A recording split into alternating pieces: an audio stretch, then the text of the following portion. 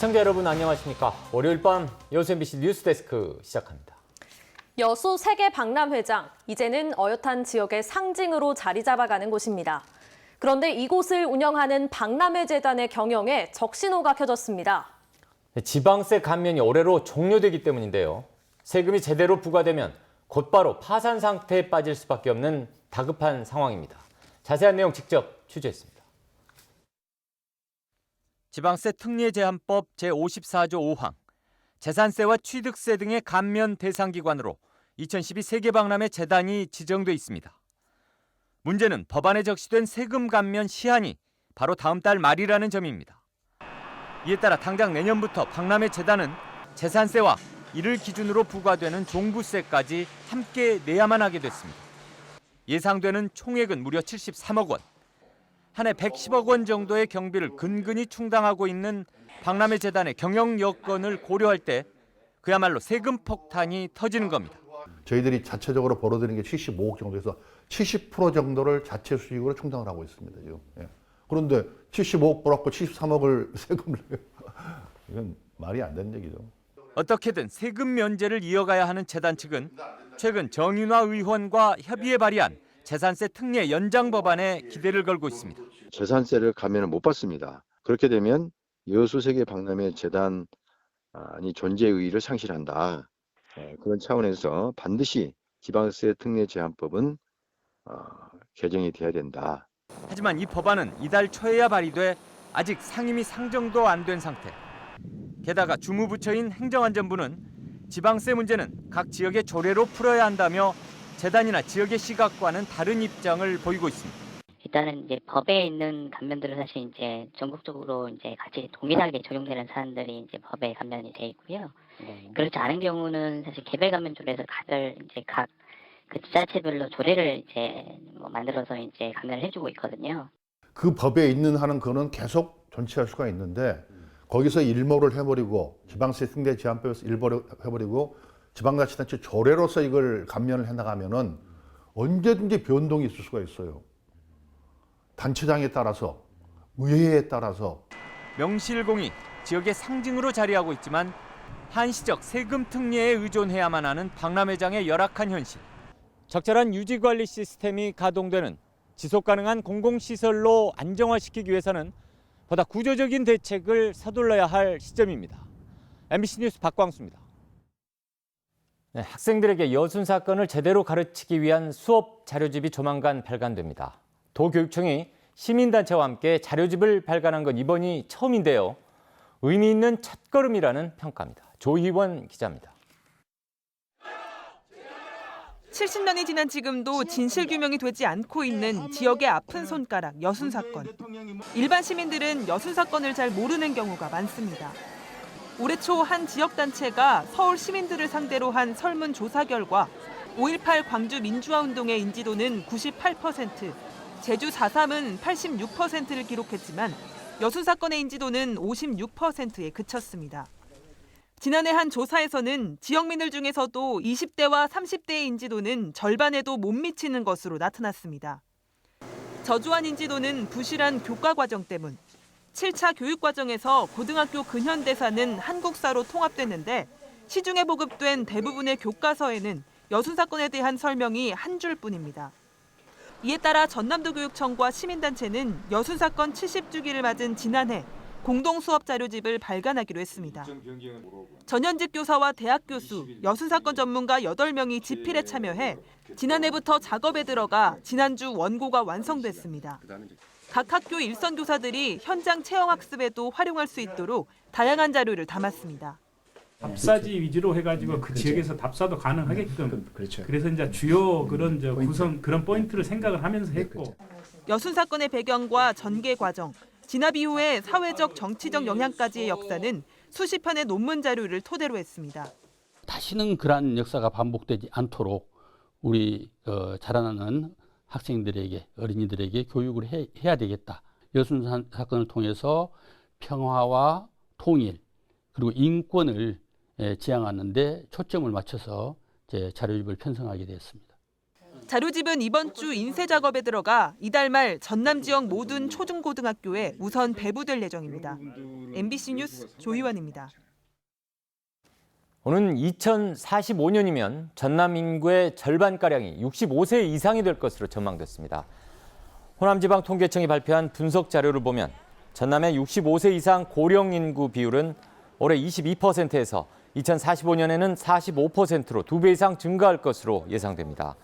또 65세 이상 고령자 단독 가구의 비율도 올해 13%에서 2045년 24%로 늘 것으로 예측됐습니다. 지역 주민들이 거세게 반발하고 있는 여수 웅천지구 초고층 숙박시설 건립에 대해 법원이 건설업체 측에 손을 들어줬습니다. 여수시에 따르면 광주지법 제1행정부는 최근 건설사가 여수시를 상대로 제기한 건축 허가 신청 반려 취소 소송에서 원고 승소 판정을 내렸습니다.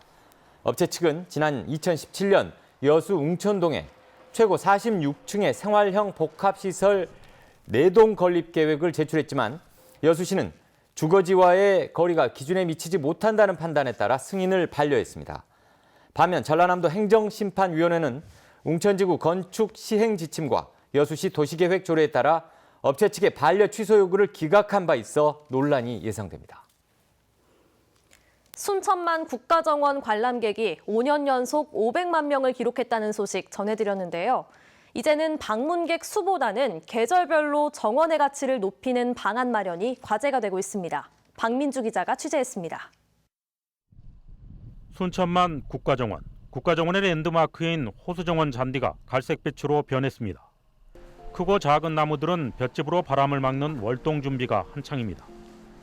지난달 관람객 500만 명에 이어 올해 국가정원은 600만 명이 찾을 것으로 전망되고 있습니다. 다음 달 20일부터는 비수기인 겨울철에 맞춰 정원에서 별빛 축제도 열립니다. 겨울철에는 급격히 관광객이 줄어들기 때문에 12월 중순부터 별빛 축제를 통해서 내년 2월까지 겨울철 관람객들을 갖다가 유치하고자 합니다. 하지만 5년 연속 관람객 500만 명 달성을 계기로 순천만 국가정원은 관람객 수보다 정원 본연의 가치를 고민할 때가 됐다는 평가입니다. 계절별로 정원의 가치를 높이는 정원을 늘리고 시민들과 방문객들이 참여하는 정원 프로그램을 확대해야 한다는 겁니다. 이제 정원은 사실은 휴지기에 좀 들어가긴 합니다만 그래도 순천만 정원에서 우리가 해야 될 일은 새로운 정원 교육, 정원 문화를 교육할 수 있는 좋은 시기라고도 생각을.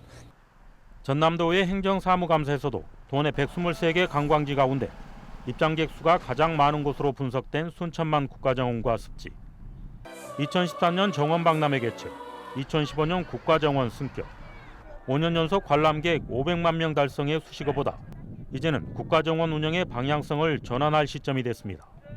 MBC 뉴스 박민주입니다. 지난 6월 여수에서 발생한 항공기 추락 사건과 관련해 정부가 여수산단 상공의 횡단 비행을 금지하기로 했습니다. 부산지방항공청은 항공기 추락 등으로 인한 대형 사고를 막기 위해 그동안 여수산단 상공을 통과하던 훈련용 항공기의 비행 경로를 개편했다고 밝혔습니다. 여수공항 인근의 훈련용 항공기의 운항 횟수는 연간 12,000회로 지난 6월에는 모 대학교 소속 훈련용 항공기가 여수산단 인근 야산에 추락한 바 있습니다. 선거당국이 내년 총선을 앞두고 인터넷 온라인상에서 벌어지는 불법 선거운동에 대한 감시 활동을 강화합니다. 전남선거관리위원회는 다음 달 3일까지 전문 인력을 모집한 뒤 사이버상에서 발생할 수 있는 불법 선거운동 단속과 함께 전방위적인 선거법 홍보에 들어가기로 했습니다. 선관위는 또 다음 달 17일부터 예비후보 등록이 시작되면 사이버 선거운동이 더 활발해질 것으로 보고 허위사실 유포 등 불법 행위를 적극적으로 단속하기로 했습니다. 대입 수능이 끝나자마자 지역 교육당국의 고민이 시작되고 있습니다. 정부가 내년에 시험을 치러야 하는 고등학교 2학년 학생부터 정시 확대를 천명했기 때문인데요. 앞으로 교육의 방향을 어떻게 잡아야 할지 고민이 클 수밖에 없습니다. 김윤 기자가 취재했습니다. 전남의 대학 입학 수능시험 성적은 강원도와 함께 전국 17개 시도 가운데 최하위권입니다. 한국교육과정평가원이 지난해 수능 성적을 분석한 결과 전남은 국어, 수학 등 과목별 1, 2등급 비율은 평균에 미치지 못했지만 하위 등급은 모두 평균보다 높았습니다. 전남의 수시진학 비율은 매년 상승하는 것으로 조사되고 있습니다. 전남교육청의 비공식적인 조사 결과 지난해에는 수시 비율이 95% 선까지 올라간 것으로 추정되고 있습니다. 이런 가운데 정부는 지난달 25일 서울 지역 대학을 중심으로 수능 위주의 정시 전형 비중을 확대하겠다고 밝혔습니다. 서울 소재 대학에 대해서는 정시 수능 위주 전형의 비율을 상향 조정하되 구체적인 상향 비율과 적용 시기에 대해서는 대학과 교육청 등과 협의해서 내년에 시험을 치른 고2부터는 정시 비중이 최대 50% 선까지 늘어날 것으로 전망되고 있습니다. 오는 2025년 자사고와 외고 등 특목고 폐지 전 정시 확대가 적용되는 초등학교 5학년부터 고1까지는 입시에서 전남이 더욱 불리할 수밖에 없습니다. 장소금 교육감도 이런 우려 때문에 최근 전남 진로진학 공론회 장을 마련해야 한다며 범도민적 대책 마련을 주문하고 나섰습니다. 학다리고 교장 선생님을 비롯해서 교감, 그리고 장학사, 교사 11분 정도로 구성된 TF팀을 지금 구성해서 지금 말씀드린 대입 제도 체제 개편에 대해서 어떻게 합리적으로 대응할까 이렇게 고민을 지금 하고 있고요. 도시지역과 농산, 어촌, 도서지역까지 포괄하고 있는 전남 교육의 여건을 감안하면 정시 확대, 입시 위주 교육 정책의 맞춤형 대안을 찾기란 쉽지 않아 보입니다. MBC 뉴스 김윤입니다.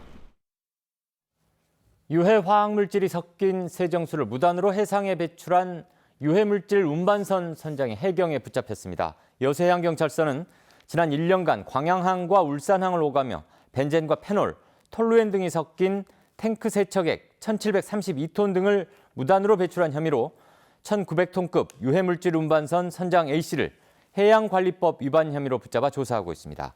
해당 선박 세정수에서 검출된 벤젠과 페놀, 톨루엔 등은 해양 배출이 제한된 물질입니다.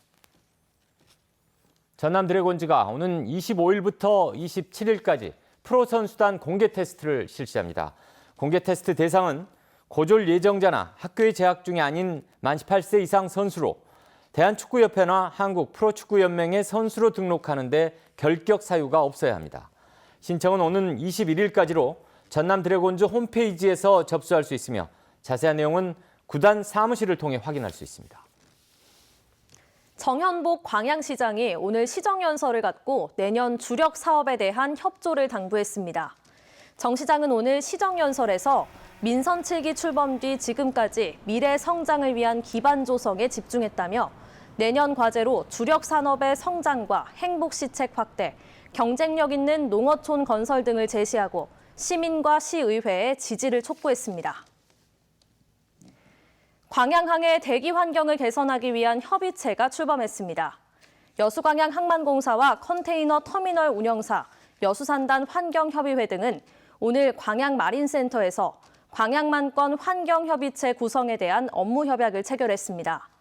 이번 협약에 따라 각 기관들은 광양항 미세먼지 저감 및 대기질 개선 방안을 마련하는 한편 향후 정부의 환경 정책에 공동 대응할 계획입니다.